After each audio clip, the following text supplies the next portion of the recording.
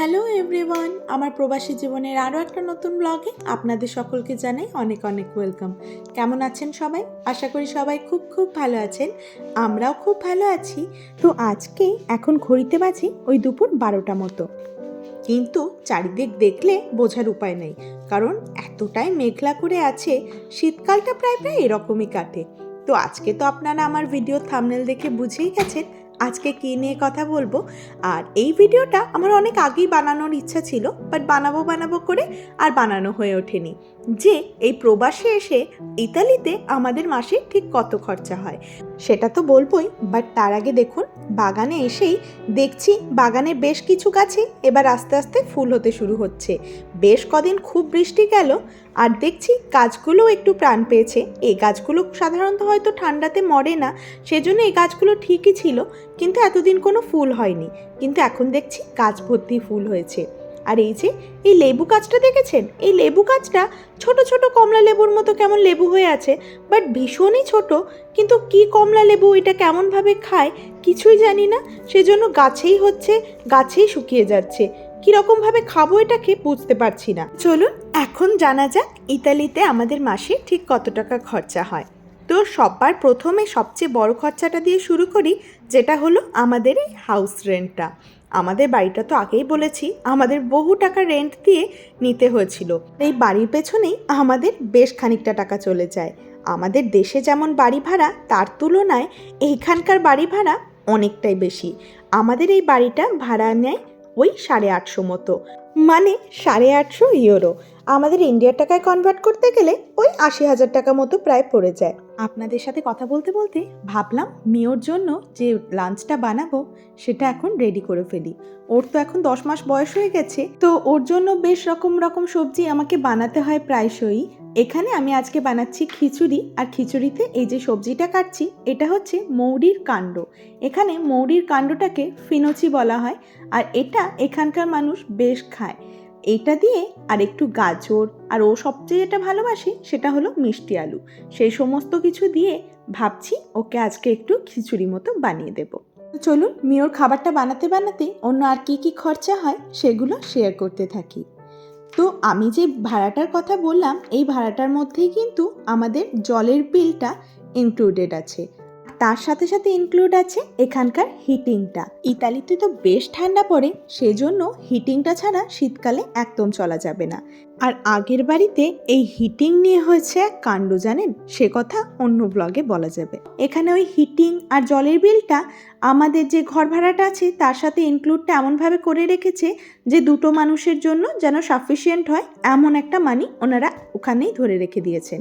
কিন্তু এই মানিটা যদি একটু বেড়ে যায়, মানে আমাদের হিটিং বা জলের বিল যদি বেশি আসে দেখা যায়, তো সেক্ষেত্রে ওনারা বছরের শেষে যতটা বেশি এসছে ততটা ওনারা নিয়ে নেবেন আমাদের কাছ থেকে। তো চলুন এবারে আসি আর একটা মেন খরচ, যেটা হলো এখানকার ইলেকট্রিসিটি। ইতালিতে আমাদের মাসে ওই ইলেকট্রিক বিল যদি ধরা হয় তাহলে আসে ওই 50 থেকে 60 ইউরোর মধ্যে।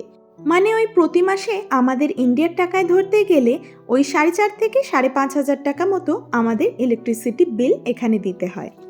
আপনাদের সাথে কথা বলতে বলতে মিওর খিচুড়ির জোগাড় একদম হয়ে গেছে, এবার জল দিয়ে চাপিয়ে দেব, ব্যাস। তো এবার মিওর খিচুড়ি এখানে আমি চাপিয়ে দিয়েছি। তো চলুন এবার প্রেশার কুকারের ঢাকাটা অফ করে দিই, বাইরে গিয়ে আপনাদের সাথে অন্যান্য খরচাগুলো শেয়ার করি। এখন আমি বাইরে চলে এসেছি। এই গোলাপটা দেখছি অনেকটাই শুকিয়ে গেছে, ফেলে দেওয়ার থেকে আমি ভাবলাম এই গোলাপটা দিয়ে সুন্দর একটা বোল তৈরি করি। তো চলুন এই বোলটা তৈরি করতে করতে এবার আসি এখানে গ্যাসের বিল। গ্যাসের বিল আমাদের ইতালিতে এখানে মান্থে ওই 50 থেকে 60 ইউরো মতোই খরচা হয়।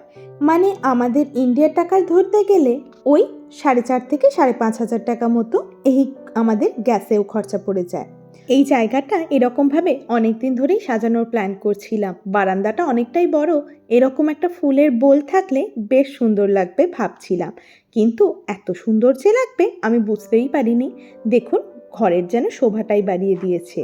তো চলুন এবার আসি আমাদের মান্থলি গ্রসারি, মানে এই খাওয়া দাওয়ার পেছনে আমাদের ঠিক কত খরচা হয়। সত্যি কথা বলতে গেলে আমরা ওরকমভাবে মেপে বা ওরকম প্ল্যান করে কোনোদিনই খাওয়া দাওয়ার পেছনে খরচা করিনি। তবুও যদি হিসেব করে বলতে হয় তাহলে আমাদের ওই 300 থেকে 350 ইউরো মতো প্রায় খাওয়া দাওয়ার পেছনে বেশ চলে যায়। প্রায় ধরতে গেলে ওই 300 ইউরোর ওপরেই মাঝামাঝি চলে যায় মান্থলি আমাদের এই গ্রসারি শপিংয়ে। তার মানে আমাদের ইন্ডিয়ার টাকায় ধরতে গেলে ওই 25 থেকে 30,000 টাকা, মানে 30,000 টাকা বেশিই হয়তো হয়, মান্থলি আমাদের গ্রসারি শপিংয়ে চলে যায়। এই যে এখানে মিও বাবু বেশ মজায় খেলছে, আর এতগুলো খেলনা ওর সামনে রেখে দিয়েছি, কিন্তু ও কোনটা নিয়ে খেলছে দেখছেন? মায়ের মেকআপ। ওর কাছে যখন এলামই, মিওর জন্য আমাদের মাসে কত খরচা হয় সেটা এবার আসা যাক। মিওর খরচা বলতে মিওর ধরুন ওই ডাইপার, ওর ক্রিম, তারপরে ওর দুধ, মানে ও যে ফর্মুলা মিল্কটা খায় সেটা, ওকে আমরা যে লিকুইড ফর্মুলা মিল্কটা পাওয়া যায় এখানে সেটাই দেওয়ার চেষ্টা করি। ওটা নাকি বেশ ভালো, মানে ওই জলের সাথে বেশ ব্যালেন্স থাকে, কিন্তু ওটার প্রাইসটা একটু হাই। তো ওর পিছনেও ওই 20-25 হাজার টাকা মতো মান্থলি আমাদের পড়েই যায়। আর তারপরে আসি আমাদের দুজনের ফোনের বিল। আমাদের দুজনের ফোনে ওই 11 মানে ওই 22 ইউরো মতো পড়ে, আর সেই বিলটা আমাদের ইন্ডিয়ার টাকায় কনভার্ট করলে ওই 2,000 টাকা মতো আমাদের টেলিফোন বিল আসে মাসে। আর এখানে বছরে একটা মিউনিসিপ্যালিটিতে ট্যাক্স দিতে হয়, মানে ওই ওয়েস্ট ম্যানেজমেন্ট ট্যাক্স বলে, যেখানে নোংরাপত্র ফেলা হয়, সমস্ত কিছু রাস্তাঘাট পরিষ্কার রাখা, ডাস্টবিন মেনটেন করা, সেজন্য সেটা ওই পার পারসন 116 ইউরো মতো লেগেছিল আগের বারে তো আমরা একটু গ্রাম সাইডে ছিলাম, সেজন্য এবারে কত লাগবে সত্যিই ঠিক জানি না। বাট আগের বারে আমাদের ইন্ডিয়া টাকা ধরতে গেলে ওই 10,500 টাকা মতো পার পারসন লেগেছিল আমাদের ট্যাক্সটা। তো এই ছিল আজকে আমার ব্লগ। আমাদের ইতালিতে কেমন কি খরচা হয়, সমস্তটা যে অ্যাকুরেট হবে সমস্ত জায়গায় তা নয়, আমি আমাদের জায়গার হিসাবে বলেছি। তো ভিডিওটা কেমন লাগলো আমাকে যেন অবশ্যই জানিয়েন। ভালো লাগলে আমার চ্যানেলটাকে সাবস্ক্রাইব করে দিন, আরও আমার প্রবাসী জীবনের অনেক ব্লগ দেখার জন্য। আজকের মতো এখানেই শেষ করছি। ভিডিওটা ভালো লাগলে একটা লাইক করে দিন। এখন আমি মিওর সাথে একটু খেলা করে নিই। দেখা হচ্ছে খুব শীঘ্রই নতুন একটা ব্লগে। ততক্ষণের জন্য সবাই খুব ভালো থাকবেন, সুস্থ থাকবেন।